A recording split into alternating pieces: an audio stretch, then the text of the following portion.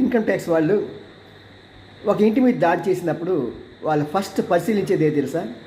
అందరూ అనుకుంటారు కదా, వాళ్ళ ఐరన్ సేఫ్లు ఎక్కడ ఉన్నాయి, వాళ్ళు డబ్బు దాచేది ఎక్కడ అనే దాని గురించి ముందు ఆరా తీస్తారేమో. అదేం కాదండి. ఫస్ట్ వాళ్ళు చూసేది వాళ్ళ బాత్రూములు ఎంత కాస్ట్లీగా ఉంటే వారి దగ్గర అంత ఎక్కువ నల్లధనం ఉంటుందని వారు ఒక అంచనాకు వచ్చి దాన్ని బట్టి వాళ్ళు గ్రావిటీ ఆఫ్ ది సిచ్యుయేషన్ తెలుసుకొని ప్రవర్తిస్తూ ఉంటారు.